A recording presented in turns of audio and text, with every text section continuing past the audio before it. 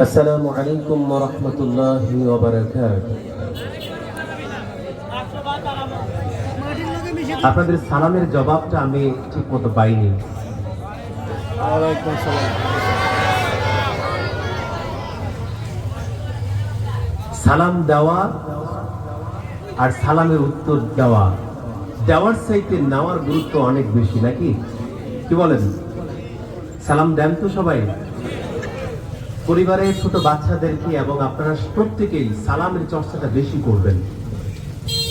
আরেকটা বিষয় হচ্ছে, আমার এক ভাই তাকবীর দিচ্ছিলেন, আল্লাহর নামকে উঁচু করতে চেয়েছিলেন, তাকে বাধা দেওয়ার দরকার নেই।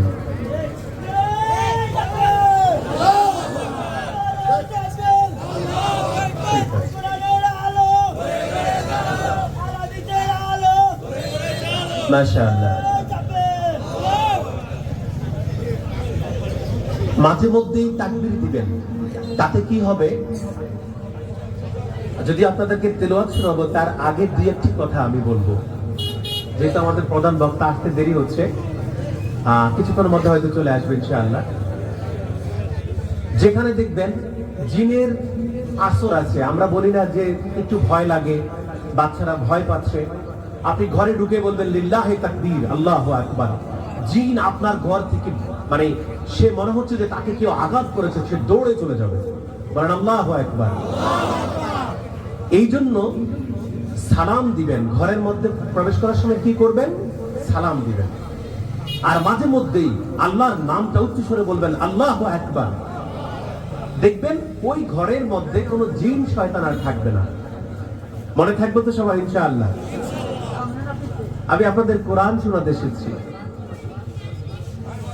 আসলে একটা কথা বলার, কোরআন তেলাওয়াত করার আগে আপনাদেরকে একটা কথা জানাতে চাচ্ছি। এখানে কি কেউ এমন ব্যক্তি আছেন যিনি মারা যাবেন না, এরকম কোন কেউ আছেন কি? নাই তো? আচ্ছা, আমরা এখানে জানি না কতজন কোরআন জানি। দেখেন, সমাজে একটা কথা প্রচলিত আছে, যারা জানে তারাই ফাঁসবে, মানে হুজুররা জানে, হুজুররে আটকাবে। আমরা জানিও না, আমরা আটকাবো না। অনেকে এরকম কথা বলে না? বলে কি না? আপনাদের সবার জ্ঞাতার্থে বলে রাখি, আমি কিন্তু মূলত হুজুর না। আমি জেনারেলের ছাত্র হওয়া সত্ত্বেও তার কাছে তেলাওয়াত শিখেছি। বাংলাদেশের সর্বশ্রেষ্ঠ কারি শায়েখ আহমদ বিন ইউসুফ আল আজহারির লালবাগ মাদ্রাসায় আমি তেলাওয়াত শিখেছি, বলি আলহামদুলিল্লাহ। সেই থেকে আমি দেশে এবং দেশের বাইরে বিভিন্ন জায়গায় তেলাওয়াত শুনিয়েছি। গত কদিন আগে আন্তর্জাতিক কেরাত সম্মেলন হয়েছিল বাইতুল মোকাররমে, সেখানেও আলহামদুলিল্লাহ সেই মঞ্চে আমি তেলাওয়াত শুনিয়েছি। এটা কেন হয়েছে বলেন তো? আল্লাহ এই মর্যাদা দিয়েছে কিসের কারণে? কোরআনের কারণে। তা আমরা যদি কোরআন শিখি, আল্লাহ আমাদের মর্যাদা বাড়িয়ে দিবে। কারণ কোরআন যেখানে লেগেছে সেটার মর্যাদা উপরে তুলে দিয়েছে কে? এখানে যে কোরআন রয়েছে, আমাদের বাসা বাড়িতে যে কোরআন রয়েছে, তার মধ্যে একটা সাধারণ কাপড় দিয়ে কোরআনের একটা জুলদান বানানো হয়েছে। আপনাদের দেশে কি বলে? যখনই সেই কোরআনের সাথে লেগেছে, আপনি কি করছেন? চুমু খাচ্ছেন, আপনি তাকে দেখে সম্মান করছেন। বলেন তো কেন? কোরআনের জন্য। কাজেই কোরআন শিখতে হবে। কোরআন শিখতে রাজি আছি তো সবাই? কে কে রাজি আছেন? দু হাত তুলে আল্লাহকে দেখা। আল্লাহু আকবার।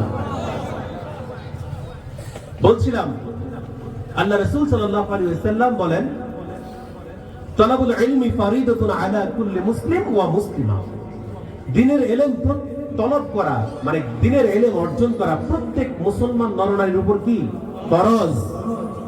আপনি যদি বলেন যে আমি তো এই বিষয়ে জানি না, কিয়ামতের দিন পার পেয়ে যাব, আল্লাহ বলবে আমি তো নবীকে পাঠিয়েছিলাম এবং নবী তো তোমাকে একটা হাদিস শুনিয়েছিল, একটা বিষয় জানিয়ে দিয়েছিল, তোমার জন্য দ্বীনের ইলম তলব করা ফরজ ছিল, সেই ফরজিয়াতকে তুমি ক্যান্সেল করেছো, পড়ো নাই, শিখো নাই, আর এখন বলছে আমি পার পেয়ে যাব। কখনো না। কাজেই শিখতে হবে। শিখতে রাজি আছি তো সবাই? বাচ্চাদেরকে কোরআন শিখাবো তো ইনশাআল্লাহ। বৃদ্ধ বয়সে কোরআন শিখতেছেন এমন একজন হাত তোলেন তো। বৃদ্ধ বয়সেও কোরআন শিখার চেষ্টা করছেন, মাশাআল্লাহ। আল্লাহ তাআলা আমার হায়াত দারাজ করেন, সবাই বলে আমিন। সবাই কোরআন শিখতে হবে। দেয়ার আর নো এক্সকিউজ, কোনো এক্সকিউজ চলবে না। আপনাকে কোরআন শিখতেই হবে। কাজেই আল্লাহ তাআলা আমাদের সবাইকে কোরআন শেখার তৌফিক দান করুক। সবাই বলেন আমিন।